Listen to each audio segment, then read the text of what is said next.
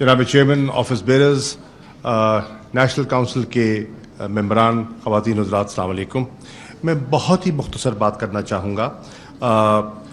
Party evolve کر رہی ہے، اور جیسے پارٹی کی ایوولوشن ہوتی ہے، پہلے آپ کی ایک پارٹی تھی، پھر آپ کی ایک پارلیمنٹری پارٹی بنی، اور وہ تجربات کو سامنے رکھتے ہوئے، پریکٹیکل چیزوں کو سامنے رکھتے ہوئے یہ امینڈمنٹس پرپوز کی گئی ہیں جو نیشنل کونسل نے اپروو کی ہیں، آپ نے اپروو کی ہیں۔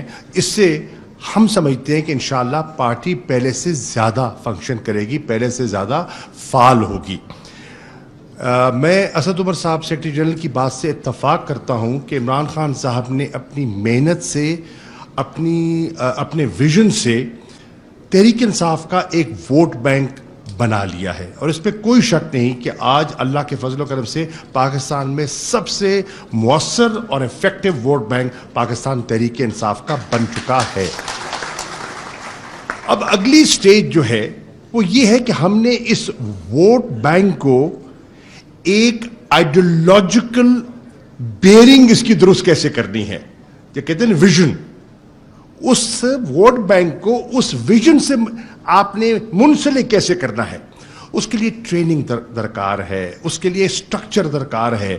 عمران خان صاحب ہمیشہ کہتے رہے ہیں کہ میری خواہش ہے کہ پارٹی نہیں، ایک انسٹیٹیوشن بنے، اور انسٹیٹیوشن بنانے کے لیے یہ جو اقدامات آپ کے سامنے رکھے گئے ہیں، یہ لوازمات لازم ہیں، لازمی ہیں۔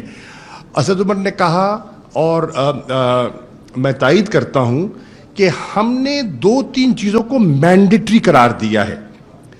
ایک، ڈسٹرکٹ لیول کی تنظیم کو مینڈیٹری قرار دیا ہے، لنچ پن، جیسے کسی دوست نے کہا، بالکل صحیح کہا۔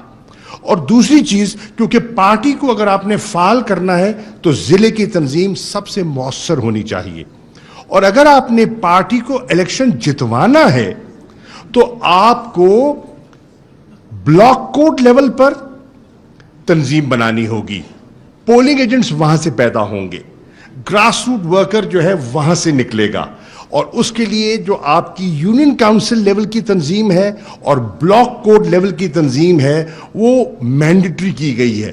اس سے اس پارٹی کو آپ نے ایک الیکٹورل پارٹی میں کنورٹ کرنا ہے۔ جب آپ کے پاس نمبرز ہوں گے تو آپ گورنمنٹ بنائیں گے انشاءاللہ۔